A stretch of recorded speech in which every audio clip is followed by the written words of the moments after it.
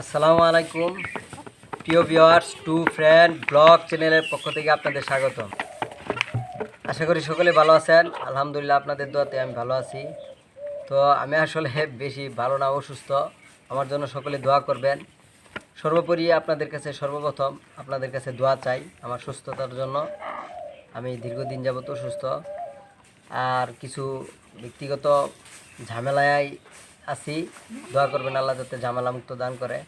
তো আমি যে কথা বলতেছিলাম, অনেক দিন পরে যে ভিডিওটা আজকে নিয়ে আসছি সেটা হলো মুরগিতে কেন লস খায়।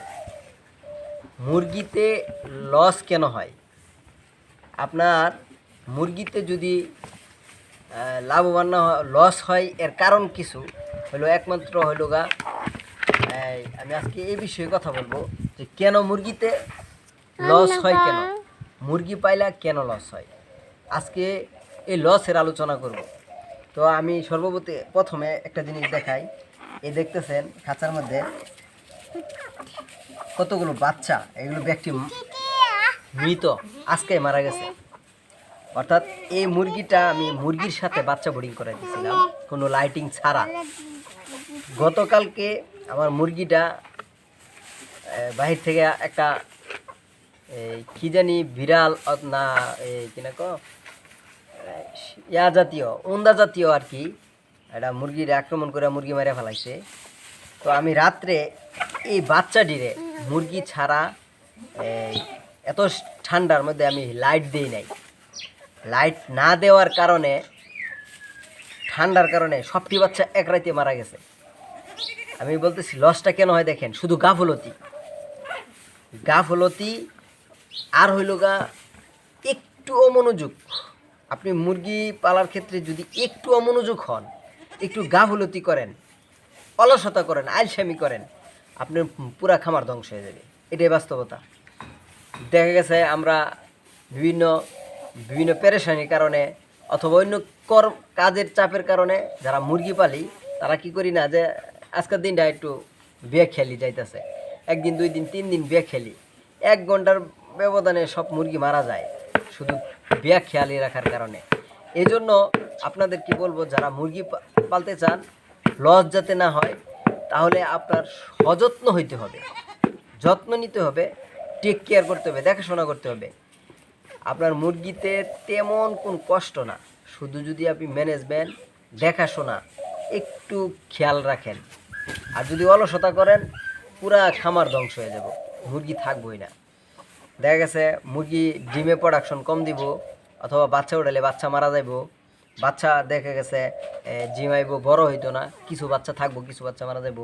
আর মুরগি 1-2টা বাহিরে চলে গেছে, আপনি বিয়া খেয়ালি উন্দা নিয়ে যাব, শিয়ালি নিয়ে যাব, এরকম মানে অযত্নর কারণে। একটা হচ্ছে যত্নশীল আর একটা অযত্ন। যেরকম আমার এখানে বাটা পড়ছে, আমি আজকে ভিডিওটা দিতেছি লসের ভিডিও। সবসময় তো লাভের ভিডিও দেই, নিজের যে ব্যক্তিগত কিছু লস আছে, বাটা আছে, এখন বাটার ভিডিওটা আজকে দিতেছি।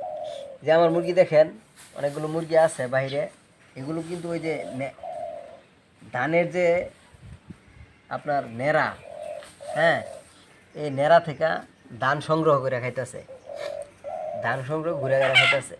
কিন্তু এটিরে আপনার সর্বপ্রথম সকালবেলা একটু দেখে হেরা ছেড়ে দিতে হবে, আবার সন্ধ্যার সময় একটু দেখে হেরা ভিতরে ঢুকাইতে হবে। এই যত্ন খেয়াল রাখতে হবে মুরগিগুলো ঠিক আছে কিনা, বাইরে গেছে আসছে কিনা। আর বাচ্চার প্রতি যত্ন নিতে হবে। যদি না নেন, দেখা গেছে এই ছেড়ে দিলাম, খাইতে থাক, একটু বিয়ে খেয়ালি, অথবা মুরগি বাসায় রাই খেয়ে আমি আরেক জায়গায় চলে গেলাম, কোনো খোঁজখবর নিলাম না, খাওয়ান একবেলা দিলাম, আরেকবেলা দিলাম না, অনীহায় একটা ভাব যে আসে, তখন ওই মুরগির সবচেয়ে একটা বাটা পড়ে। তো আপনাদের কাছে বিশেষ করে আমি আজকে এই কথা বলবো যে মুরগি যারা পালেন, অনীহা ভাব নেবেন না। সমস্যা থাকবো, পারিবারিক সমস্যা থাকবো, সামাজিক সমস্যা থাকবো, অসুস্থতা থাকবো, তাই বলে গাফলতি করা যাব না, অমনোযোগী হওয়া যাবে না। অমনোযোগী হবেন তো আপনার সাজানো গুছানো একটা খামার ধ্বংস হয়ে যাবে। যেরকম দেখেন, আমার 11টা বা 13টা বাচ্চা ছিল, 13টা বাচ্চাই মারা গেছে একদিনে, এক রাইতে মারা গেছে।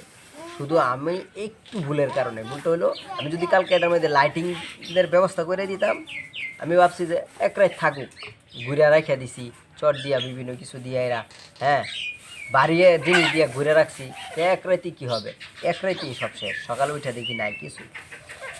তো ঠিক আছে, আমি অনেক দিন পর যে ভিডিওটা নিয়ে আসলাম, দেখেন আমি একটু ঝামেলায় আছি, মুরগি ছাইরা পালতাছি, এখন আর একটা পালি না, আমি সবসময় বিদেশি মুরগি ছাইরে পালার চেষ্টা করি। ও মুরগিগুলো খাইতেছে, যেটি ছাড়া আছে এটি সুস্থ আছে, সুন্দর আছে, কিন্তু আগের থেকে মুরগি অনেক কমায় দিচ্ছি, কারণ মুরগি কমায় ফেলাবার একটাই কারণ যে সময় দিতে পারি না। আপনি যেটুকু বুঝেন, আপনি যদি আপনার খামারে সময় দেন, তাহলে মুরগি পাইলে আপনি লাভবান হইতে পারবেন। আর যে না বুঝে শেষ যদি সময় দেয়, কোনো ফায়দা হবে না।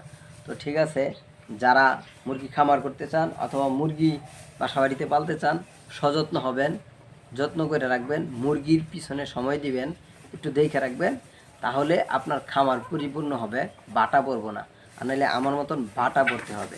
তো ঠিক আছে, আজকের ভিডিওটা এই পর্যন্ত। আমার জন্য বিশেষ করে দোয়া চাই, দোয়া করবেন, বিভিন্ন সমস্যায় আছি, আল্লাহ যাতে সমস্যা দূর করে দেয়। তো ঠিক আছে, আসসালামু আলাইকুম।